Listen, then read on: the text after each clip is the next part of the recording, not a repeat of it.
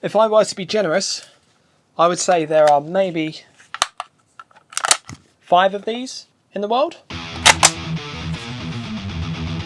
Cool, so we're just good to fill in where we can then. Exactly. Good stuff. Cool.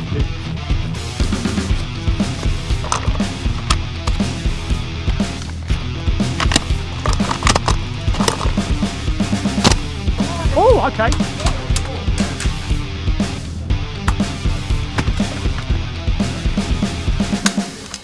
Good start, Hobbs. Put a magazine in it. The L86 comes from a concept that's born around World War II, after World War II. This concept consists of taking an assault rifle, putting some long-range-ish parts on it, and then making questionable claims about it being a force multiplier. I'm a fan of this concept. I love it. Left. Yeah, I see one too. Next.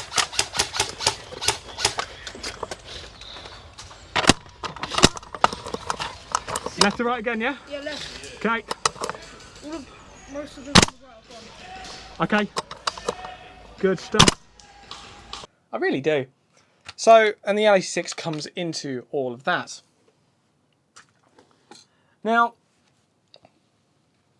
the reason I wanted to build one of these myself, a gas blowback one, it hasn't been done before. That's pretty cool. And 2, the SA80, the standard length one in Airsoft, has a problem. The problem is the weight balance of them. It's absolutely terrible. It really is. The weight is far too far to the rear. Now, this is because there is no steel barrel on these Airsoft guns, on the L85s in particular. And so the weight balance is just terrible. There are a few ways of fixing this. You can get a steel barrel for it, but there are no companies that just make them to buy.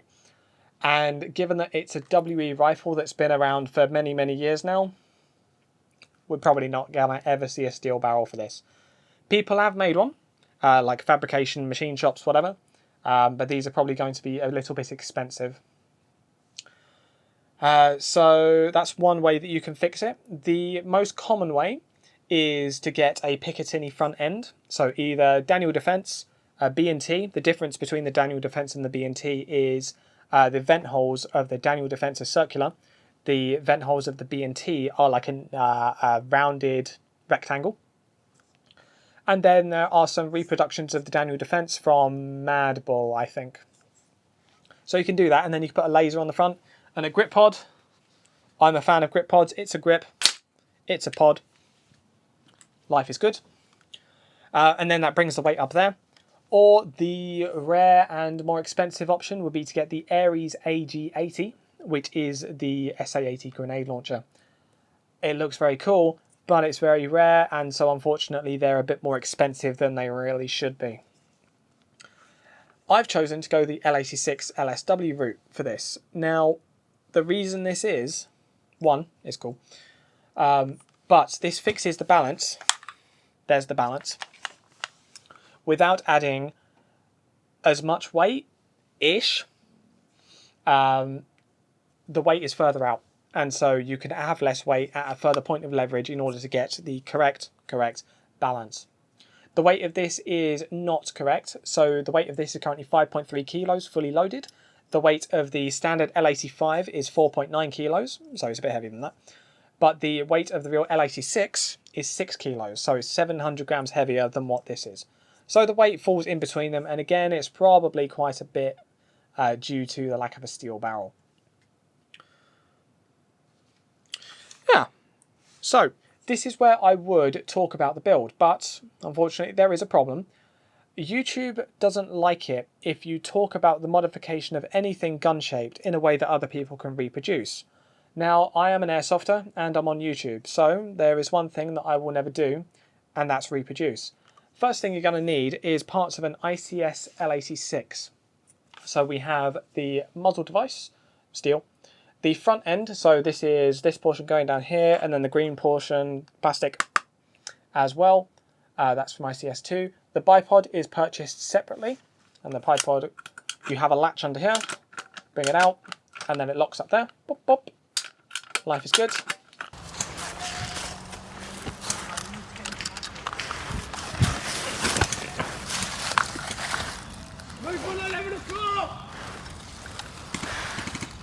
So that is purchased separately.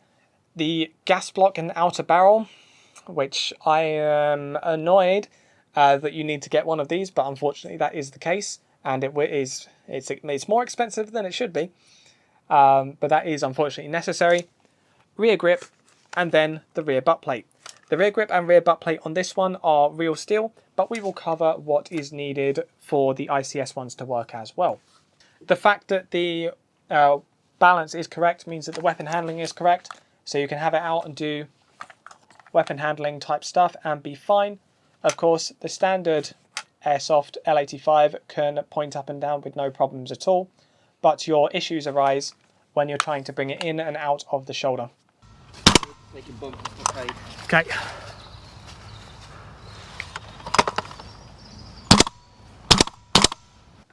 Whereas that's not a problem here. Let's start with the rear butt plate. This is one off of a real L86, so we'll cover that in just a sec. What we'll start with is the more accessible option, which is the ICS. By standard, the ICS comes with a few bits and bobs that don't quite work. We have two bars here that are supposed to go into the TMH lower receiver, but they don't fit on the WE, so that's fine. We Dremel them off and grind them off and make sure that they are flat. It is worth noting, however, that the top screw hole does work. We can use that. Same for the real one. The lower screw is entirely cosmetic. It does not do anything. Do with that information what you will. It is worth noting, however, that because it is... How do I put it? The screw doesn't have a head. The screw is a head. And so you wouldn't be able to screw through here into a drilled out hole in the lower receiver because there's just nothing for it to purchase on. So that wouldn't work. It does come with a sling loop, but that's what we've got on there. We'll cover why in a bit. I mean, the simple reason is I think I just didn't get a sling loop with that one, or I lost it. There is a foot on the bottom here. We can see the foot, but this is a different foot. So I have ground off the foot that was on here and then put a new one. This fits into a hole in the lower receiver to then keep everything stable. This is not the strongest way of doing this. There is a chap named wheelerairsoft on Reddit who 2 years ago showed off his build and showed us all that it was possible, because I was not aware it was possible beforehand.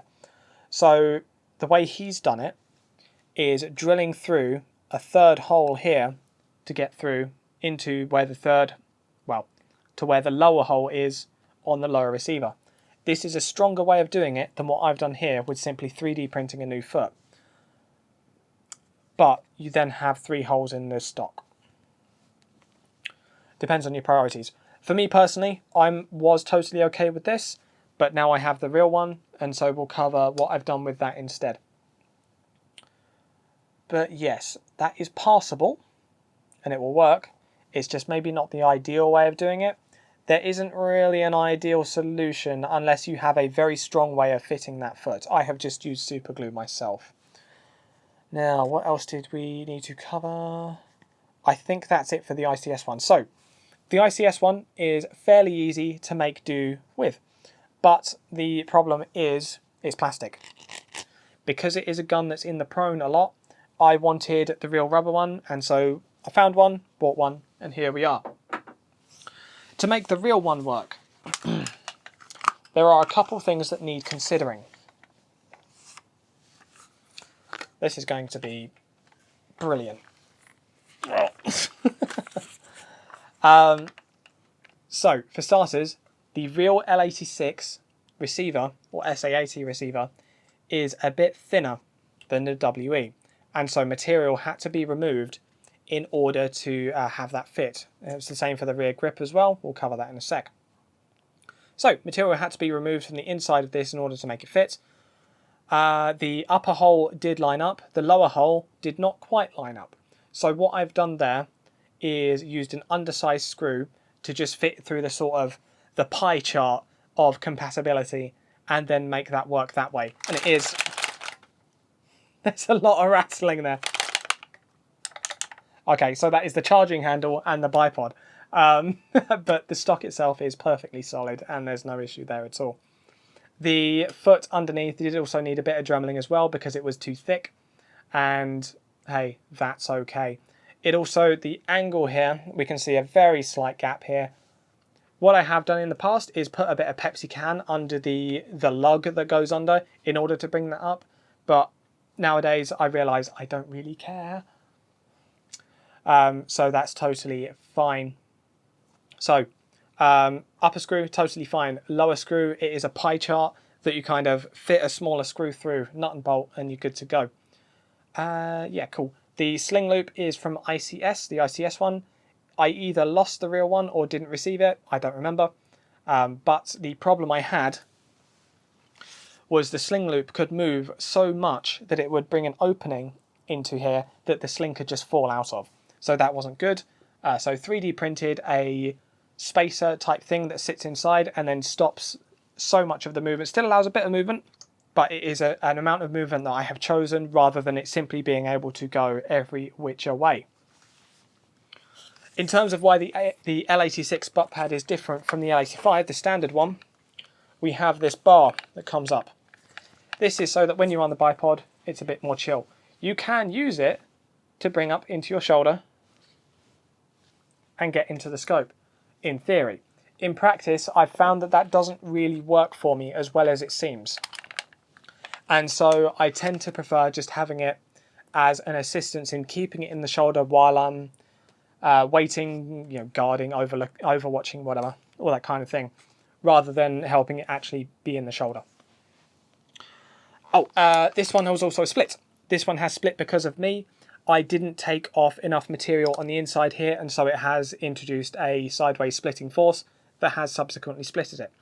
This is a damage that can happen on real ones and apparently is very common, but this particular one was not caused by issues with the real gun. This was entirely my own fault. Unfortunate. Yeah, I think that is it for the stock. We'll talk about the rear grip.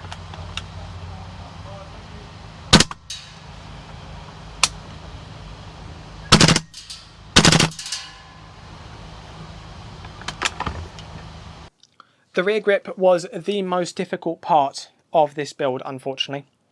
So the ICS grip does go on without issue, but of course there's no hole in the TMH, the lower receiver, to get through into the grip, because that's not what this is. You would have to drill that hole. When coming to other people's builds of this, Wheeler Airsoft being the main one, he had done that and made it seem fairly easy, but I was very nervous about doing it. So initially, I tried to just super glue it on. This failed immediately. I let it cure for like a week, faffing about with it, thinking, oh, it looks so good, and then I bumped it off a table and it fell off. Okay. The way it fell off, though, it didn't just... the glue didn't fail. The glue did great, but it brought the paint off of the metal. And so I thought, okay, well, if I file the paint off of the grip that's come away and then re-glue it, well, then it's good, right? No, that broke immediately too. Then I tried two-part epoxy. Same problem. So I come to the realization of, hey, I'm going to have to drill through the receiver. That was unfortunate. In this space of time, I also find a real L86 grip. And so after fixing it in the same way that fixed the stock, so the issue there was, of course, the WE receiver is thicker than the real one. And so it required some dremeling of material away here. We can see, though, that the housing here is fine. And the housing there is fine. So even with the removal of that material, it's not compromised at all. That's fine. But yeah, drilling through the receiver was unfortunately necessary. So in order to do that, take out the trigger box, look for a guide online to do that. And then personally, I chose to drill an undersized hole through the bracket that the trigger box screws into at the back. The reason I've chosen to do an undersized hole rather than the M5 or M6 that's in the ICS grip by standard, one, I wasn't using the ICS grip anymore, I was using this. Two, there is a weld on that bracket that I didn't want to compromise, because if you compromise that and then that bracket moves, then the trigger mechanism is moving, and that's just not good. So undersize hole, I've chosen not to compromise that weld, and then that goes into the grip, nut and bolt, very simple, and then that's fine. So two issues there. One is a cavity, the other is washers. By standard, you generally want to do washers with nuts and bolts to spread out the force being applied by those. But when doing the washer on the receiver side, I found that even with... I've skipped ahead a bit.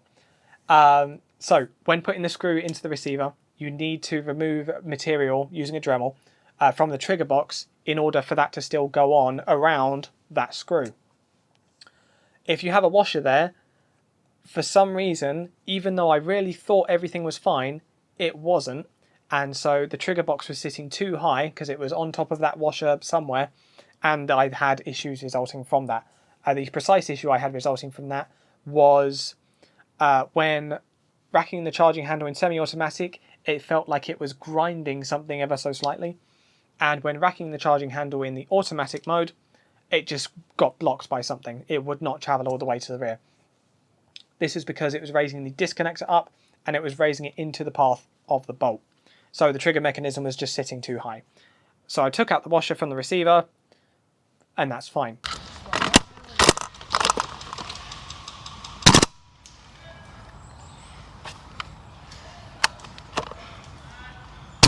That's how that's done. The next one is a cavity. So there is a cavity inside the real grip. There would be a cavity inside the ICS grip if you are using an undersized screw. I used an M3 for this. What this results in, you have your point of anchor in the grip where the nut is coming up, and then you have the point of fixture in the receiver. But there's a large gap between them, and so the force required to move the grip back and forth is less because the angle, I guess, well, because of this cavity, it becomes easier to do this. So you are inducing a lot of mechanical strain on the screw, and you are reducing the amount of force required to move the grip. It's weaker, right? It's just bad. So I designed and 3D printed a sleeve that fits into that cavity and then brings this gap down to basically 0.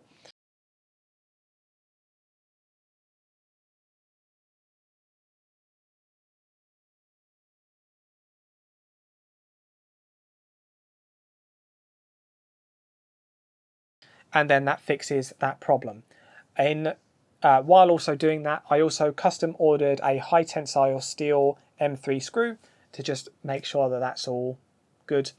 I ordered that from a company called Accu, ACCU. I am a really big fan of them generally. I'm not sponsored, but I have used their products throughout a fair bit of this, and they have been good. So that is the grip. Yeah. Next up, we'll cover the bolt hold open lever. Good start, Hobbs. Put a magazine in it.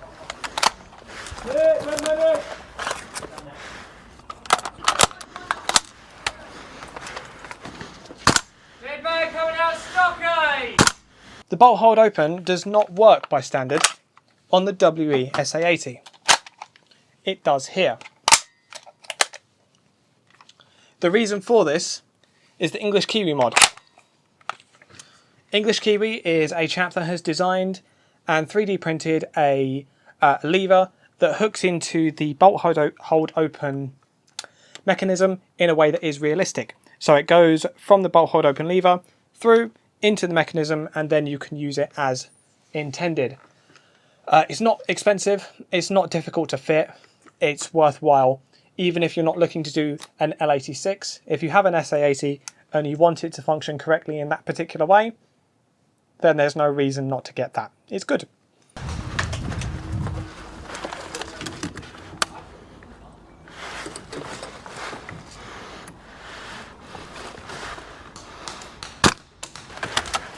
Shit. One thing I forgot to mention on the rear end is the QR code. The QR code goes to a Google Doc and then it has some information on the gun. What FPS it's currently sitting at, what it's currently able to hop, and if there have been any issues recently. This is a thing that I've done on other builds. It's just a helpful way of helping me remember and keep track of different builds. So that's why that's there. The cheek crest is standard, the standard W... Some pictures that match. Match what?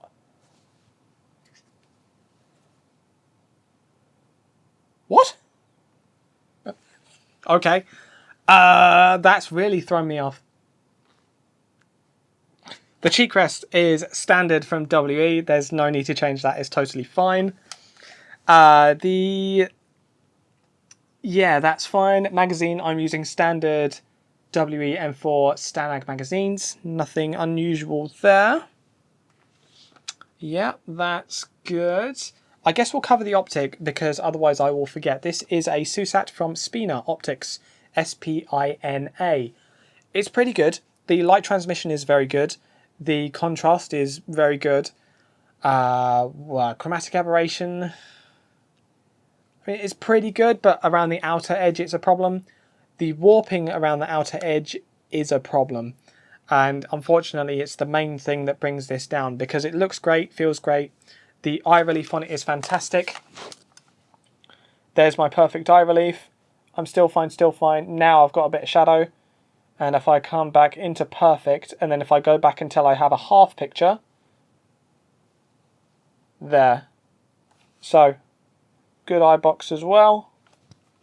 It's just a good scope, really. It is good. But the warping and chromatic aberration, it's only slight chromatic aberration, so that's where the colours separate. But the warping is unfortunately not great around the outer edge of the optic. It is unfortunate because otherwise it is very good, but here we are. Getting a genuine one is doable but expensive. Might do it one day, not sure. Front end. The front end of this is entirely ICS, except for the outer barrel being standard WE. Boy, what have we got? So, the standard gas block of the WE L85 does not fit the ICS front end. It looks as if it does when you try and force it on, but then when you actually look at it like through a camera and put the lines against it, you realise it's actually torquing the barrel out of alignment in doing so, and it doesn't really fit as well as it looks. So don't do that. The way that the barrel gas block goes onto the barrel is in a roll pin hole and a roll pin groove in the barrel. However, that groove does not line up with any of the roll pin holes here. So what you will need to do is measure where the gas block needs to be in order for this system to work. We'll cover how it fixes on in a sec. And then drill through, not drilling a hole, but you are using the drill to gouge out a slot for a roll pin. Roll pin? Yeah, it's a roll pin. And that is the way that we get a nice and solid gas block there. In terms of how all this goes onto the gun, it all hangs off of the gas block. So we can open up the top here. We can open up the bottom here, which is not how the real one opens up. And we can see under here, hopefully the light catches it, is a screw. This screw brings this steel piece on to the gas block, and this plastic is hinged off of the steel part just from the shop. So that is how that part goes on there.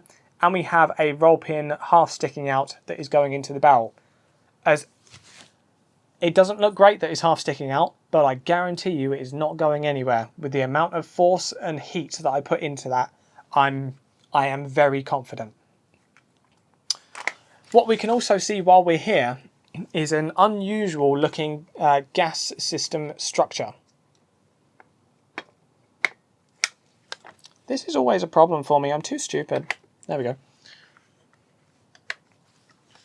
So this gas system does not look like the standard gas system that comes with the L85, which is here. That's obviously a little bit different, and we can see that the head is a little bit different as well. The reason for this is when this weapon is on the bipod, there is an angular force of the weight of the gun being pushed down, pushing itself down between the bipod up top and your shoulder back here. This, combined with the extra length of this, means that the barrel torques itself upwards, and it's not strong enough. The design is not strong enough to be an L86 in the way that it is designed, which is potentially part of why WE hasn't made one of these themselves. Potentially. The way that I have resolved this was taught to me by someone else who is doing one of these projects, but I've forgotten his name. Let's find out now. I'm going onto the Heavy Recoil Club Discord and finding the user named Grizzly Bear. Grizzly Bear is the name of the user. Grizzly Bear is also working on their own L86, very much like this. I think they're making a one-piece barrel, though, potentially? I don't remember. I think they're doing something like that. Anyway, they had the same problem as I did, obviously. They worked out that this solution would work, and it is working. So, what we've done here, this is a threaded bar, so it's just a thread of a screw. Another threaded bar, not necessarily necessary. And then, what are these called? Connector nuts.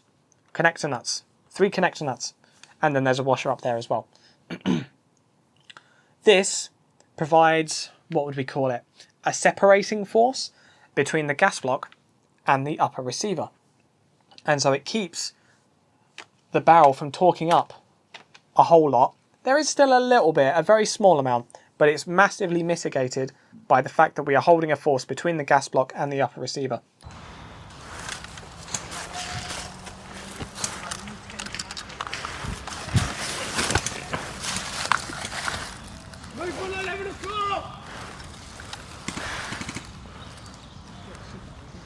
That's friendly.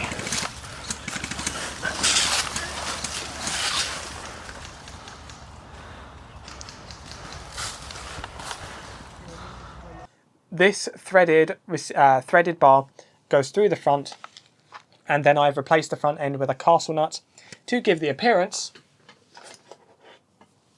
of the like gas key or something.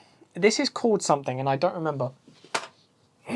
I remember that you don't mess with it when field stripping, otherwise if you get something wrong in that part of the putting it back together, then it has to go off to an armourer and people shout at you. So I just never touched it. But yeah, that is on there to look good. What was... Oh, Wheeler did this way slightly differently, and I believe they drilled out the inside of the gas block to fit that one, the WE standard one.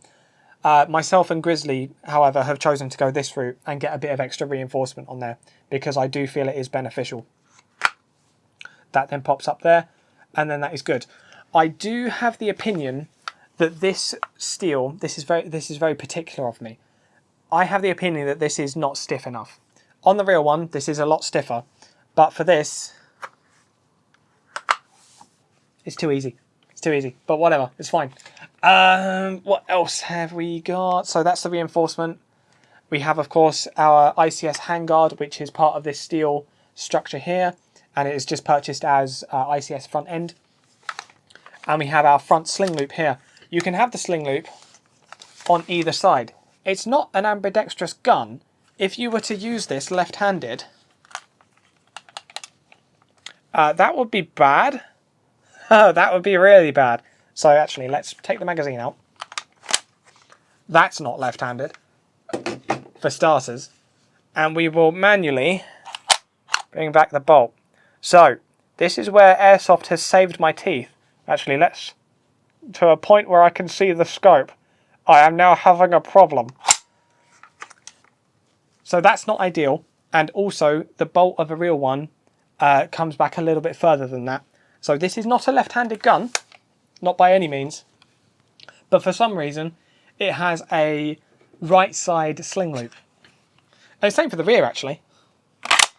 So if you're left-handed, you're allowed to carry it, but you're not allowed to shoot it. Okay. Anyway, the sling here is one of my own design. This is because I'm not particularly a fan of the surplus slings. The design of them is a bit grim. I prefer what I've done here. I'm going to put this on, and I'm very sorry if the mic causes problems. So, we'll probably switch to our off-board mic here. As it stands, it is a 3-point sling, of course, because it is an SA-80, and we have it in our patrol carry here. Life is good. However, you cannot bring the weapon up in order to shoot from this position. So, just like the real SA-80 sling, you undo the clip here, loop, and then you have no problem. But unlike with the SA-80 sling, you do not have a moving buckle along here that then adjusts itself and it's a different length depending on which angle it is away from you or anything like that. For this, it is simply a tri-glide that is fixed in one position, and so you have one length for this, one length for your patrol carry, short carry, guard carry, whatever you're doing, and then your unbuckled nature is absolutely fine and gives you a good amount of movement, but without it hitting the ground when you are standing. And then to clip back in, easy pleasy, whoops, lemon squeezy, and job's a good one.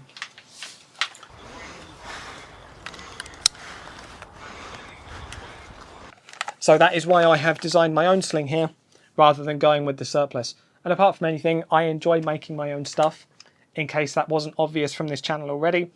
And so that's why I've done that. Good.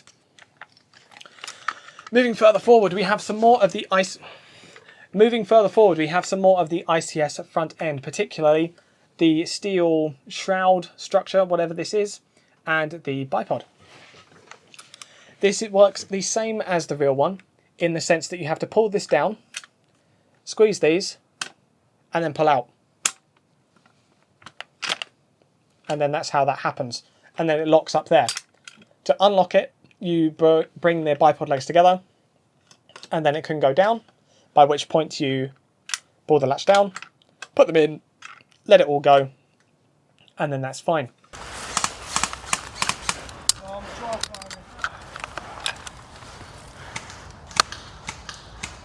If you don't, so latch down, pinch, and out like that, then it will just wobble like that until it brings up into its 90-degree position, and then it automatically locks itself in place.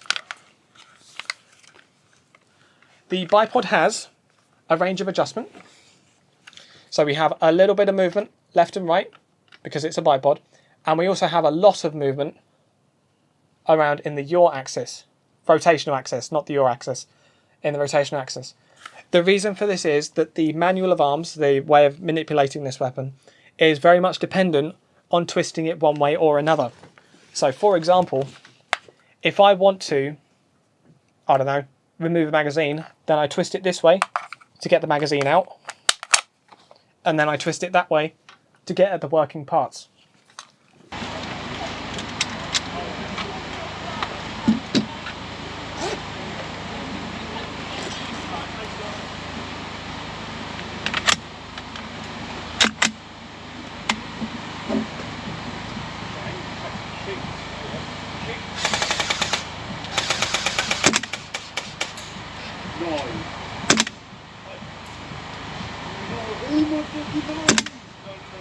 If your bipod cannot facilitate that, then obviously that's not ideal, and that is why this has the amount of rotation that it does.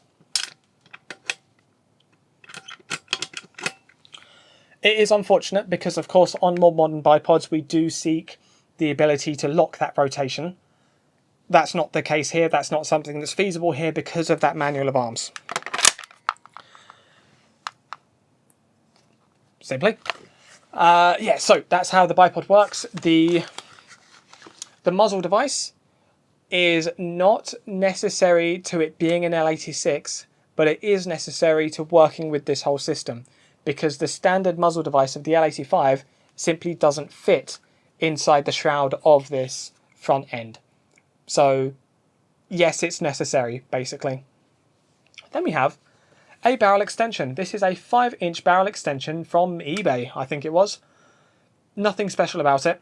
It increases the barrel length by 5 inches, which is what we need to do, and then that's fine. So we have a visible notch there, unfortunate, but the alternative is to have one lathed out, milled out, whatever, and obviously that is very expensive if you can even get someone to do it, because I've tried. Oh well. So yeah, 5-inch barrel extension, that's fine. And then what I've done is I've just repainted this whole barrel in both sections in order to... repainted both of those barrel sections in order to get a uniform colour between them, because obviously they're not uniform to begin with. Currently, I thought I saw movement, but I can't see him. 12, okay. Oh yeah. Right to left, I see him. Shit.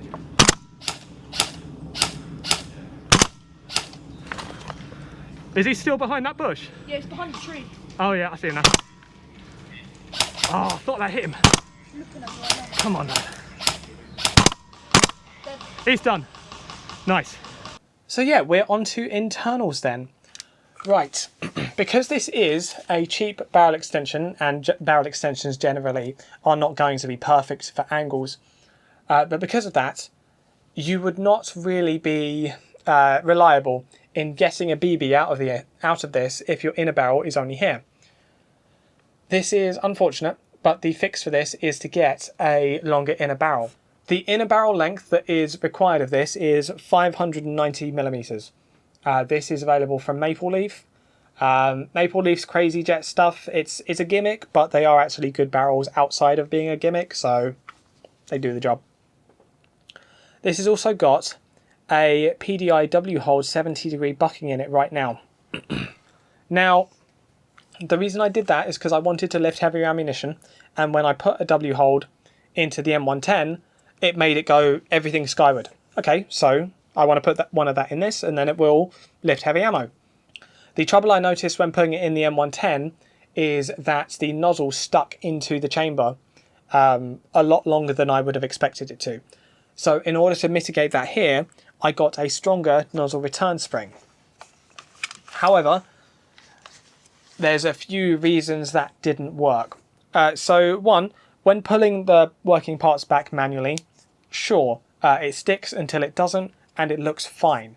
However, when actually shooting, when it gets cold, the bolt is not coming back hard enough to unstick that nozzle.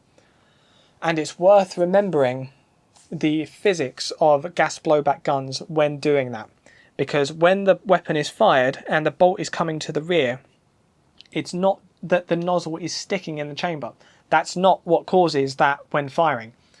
The thing that causes that is actually that gas is coming into the nozzle and is expanding the gap between the nozzle and the bolt.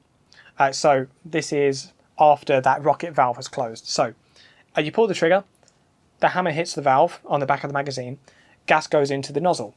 Gas goes through the rocket valve, which is what is commonly replaced with an end pass, and it diverts an amount of pressure into the barrel, which then, as a result of that pressure, closes the rocket valve against a spring, the rocket valve spring.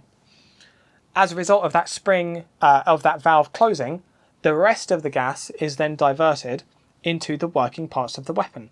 So that gas, when I say working parts, what I am precisely meaning is that it's going from the magazine into the nozzle, not into the barrel, because that's been closed off, and then it is expanding.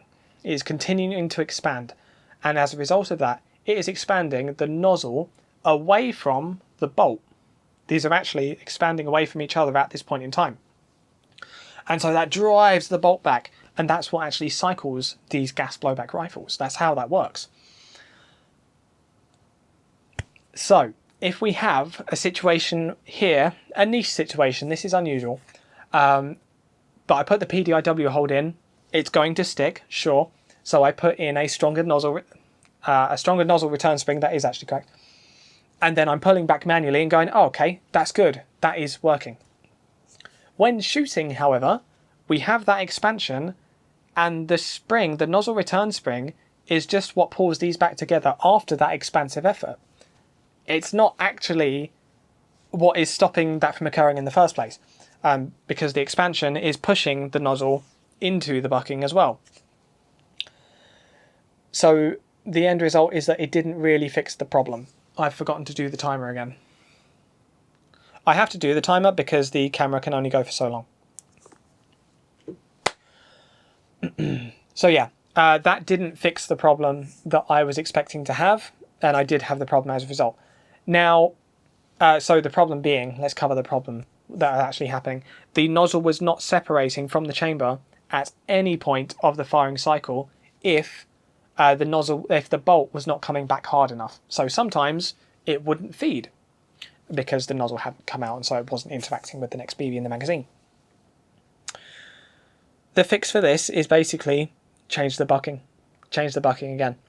Not too big a deal. It's unfortunate, but here we are. But yeah, changing the nozzle return spring for that felt like it would work, and it didn't because of the physics of the situation. Unfortunate, but there we are.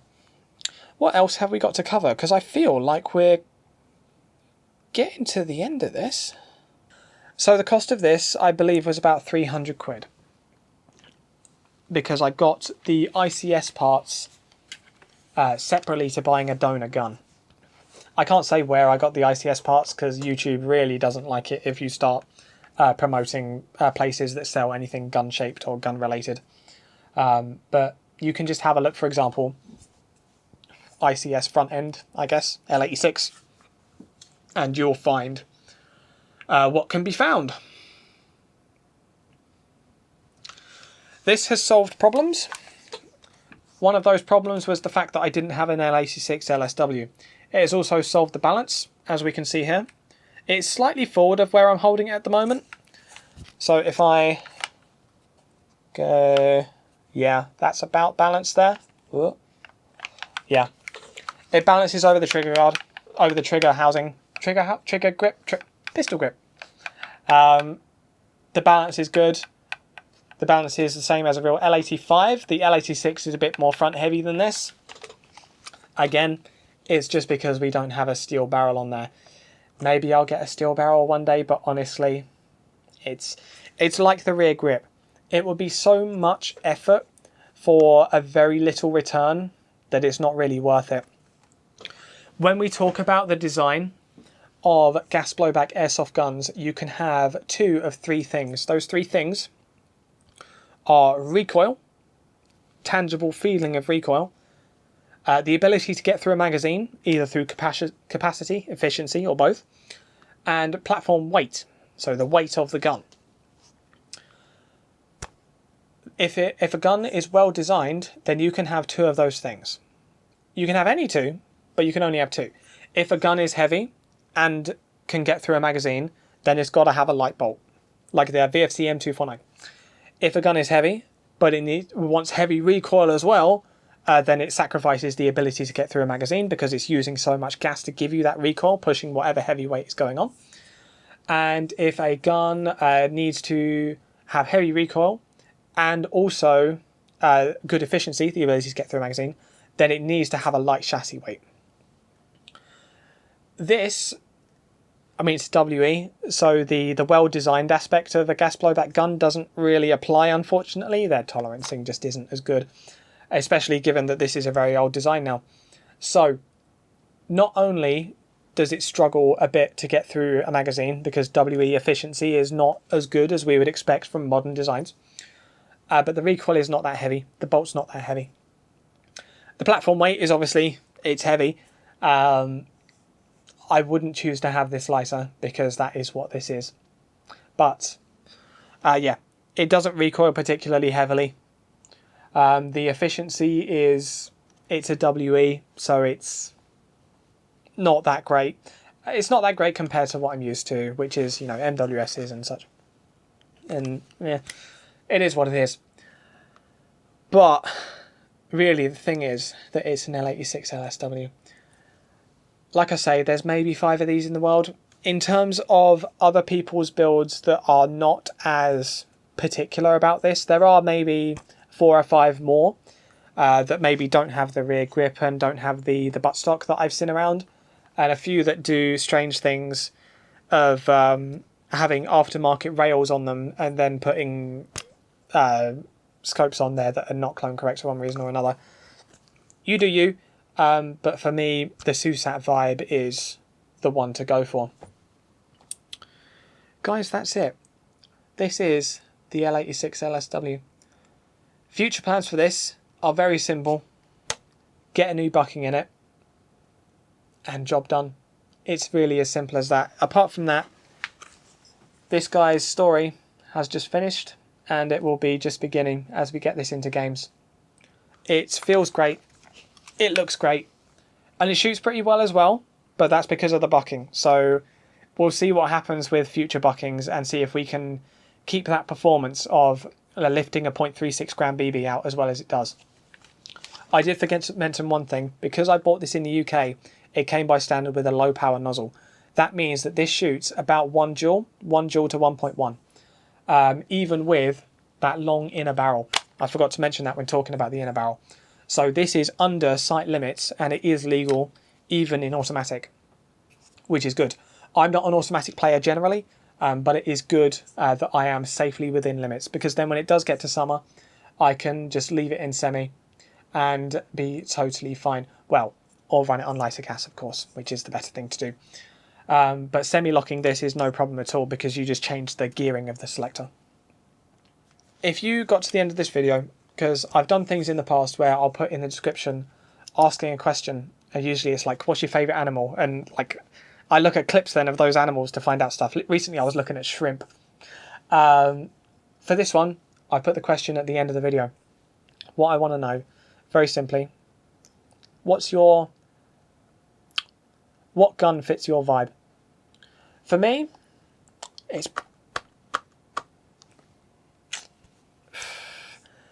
it's a toss-up between the M4 SOTMod Block 2 as being my favourite and the L86.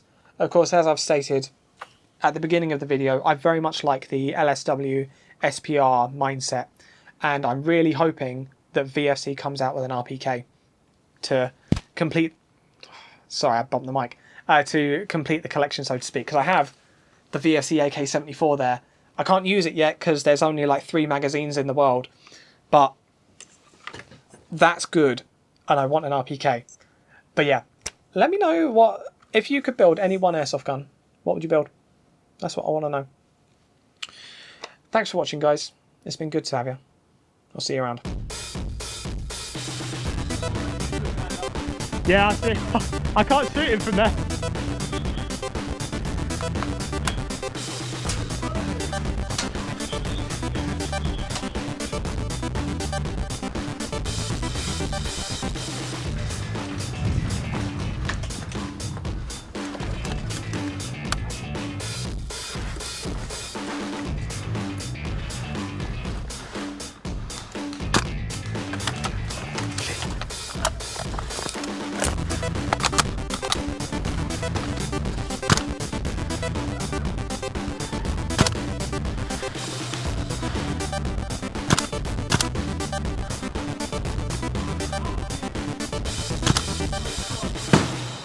Oh, he's done.